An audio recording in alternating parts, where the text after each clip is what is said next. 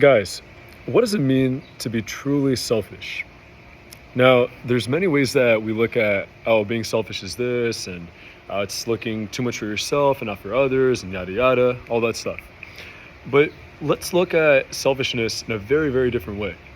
And one way that I've begun looking at being selfish is I'll be speaking to people here in California, and it's really been shifting my mindset because one of the ways that we're selfish is by being inadequate and incompetent, because our inadequacy and our incompetency negatively affects those that we love, those that we care about, the community, and the entire world as a whole.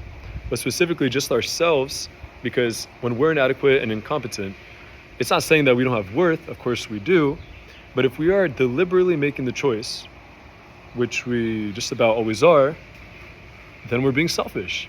By me not having my finances together, by me not being an effective communicator, by me not taking care of my health, I'm being inadequate and incompetent in these three areas that, of course, we can go on.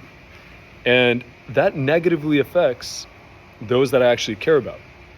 So you're being selfish by being inadequate and incompetent. Now, the reasons that you may be inadequate or incompetent, of course, stem from beliefs and all of that stuff.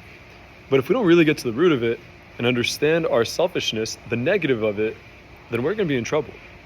Because, again, we are negatively affecting those that we love, those that we care about, the community, the world, everything that coexists around us.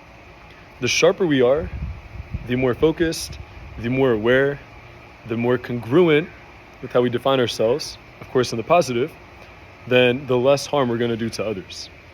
Becoming adequate and competent are literally the two necessary ingredients to no longer hurting the ones we care about and to shifting the way we move forward. I'll give you another example. For myself, I'm very passionate about the vegan movement, as many of you are probably aware of. Now, regardless of what you're passionate about, or you're looking to do in work, in life, in relationships, whatever you're looking to do.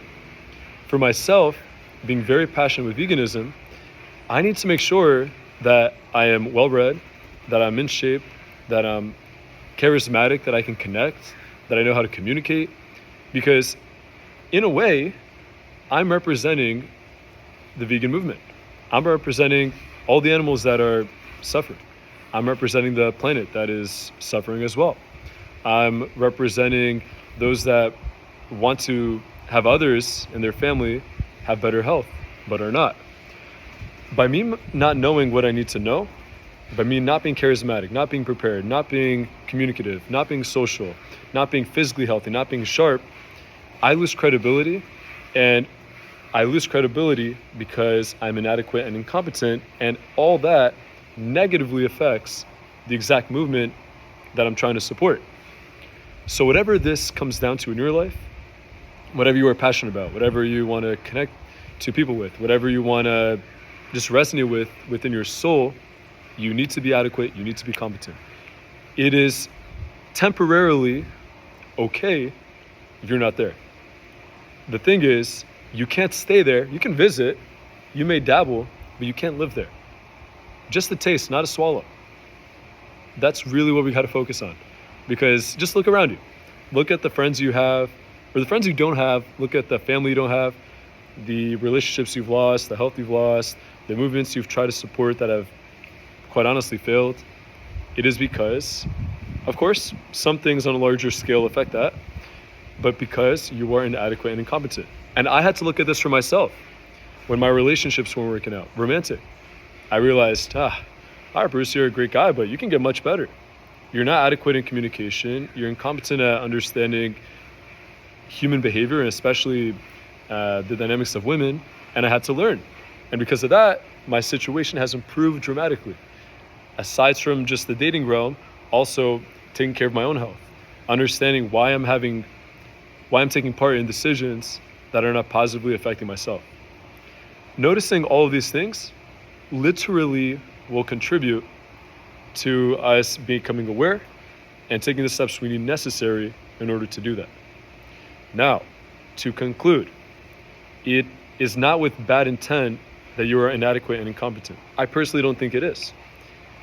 As we know, the road to hell is paved with good intentions. I believe this was Churchill that said this.